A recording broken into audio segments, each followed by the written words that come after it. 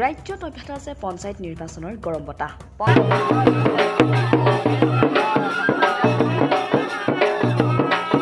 পঞ্চায়তৰ দিন চমু চাপি অহাৰ লগে লগে প্ৰাৰ্থীসকলৰ তৎপৰতা বৃদ্ধি পাইছে। সমান্তৰালভাৱে বৰক্ষেত্ৰী খণ্ড উন্নয়ন বিষয়াৰ কাৰ্যালয়ত সদস্য পদৰ প্ৰাৰ্থীসকলৰ ভিৰ দেখা গৈছে।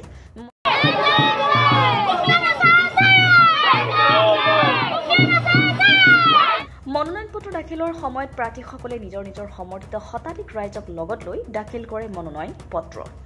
মোকালমাৰ পৰা ৰবেন পটৰ ৰিপৰ্ট, পাব্লিক টিভি অসম। নমস্কাৰ। প্ৰথমতে আপোনালোকলৈ মই মোৰ ফালৰ পৰা ধন্যবাদ জনাইছোঁ। আগন্তুক 7 মে তাৰিখে পঞ্চায়ত নিৰ্বাচন অনুষ্ঠিত হ'বলগীয়া এই নিৰ্বাচনত মই 53 নম্বৰ জয়সাগৰ কেকানকুছি গাঁও পঞ্চায়তৰ 5 নম্বৰ ৱাৰ্ডৰ ৰাইজৰ সকলো শ্ৰেণীৰ ৰাইজৰ মনোনীত নিৰ্দলীয় প্ৰাৰ্থী হিচাপে আজি মনোনয়ন পত্ৰ দাখিল কৰিছোঁ। আৰু মই বিশ্বাসী আমাৰ আজি নমিনেশ্যন যি অনুষ্ঠান প্ৰায় 200তকৈ অধিক মানুহ মোৰ লগত আহিছে, আপোনালোকে জানে। গতিকে ইয়াৰ পৰা মই এটা ভাবিছোঁ মই এই নিৰ্বাচনটোত বৃহৎ সংখ্যক ভোটত বিজয়ী হ'ম বুলি মই আশাবাদী। মই নিৰ্দলীয় প্ৰাৰ্থী হিচাপে প্ৰাৰ্থিত্ব আগবঢ়াইছোঁ। কোন দলত?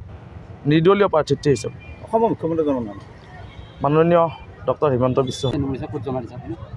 নমিনেশ্যনটো মই আজি বৰক্ষেত্ৰী ব্লকত জমা দিছোঁ। সম্পূৰ্ণ অসমীয়াটো জানে নেকি?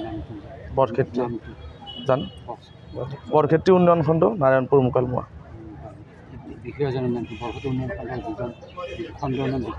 প্ৰকাশ বৰ্মন। নলবাৰী আয়ুক্তজনৰ নাম মাননীয় শ্ৰীযুতা বৰ্ণালী ডেকা ডাঙৰীয়ানী। আৰক্ষী অধীক্ষকগৰাকীৰ নাম জানিব?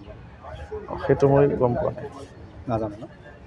যিটো বিভাগীয় মন্ত্ৰী যিটো বিভাগ ৰঞ্জিত কুমাৰ দাস ডাঙৰীয়া।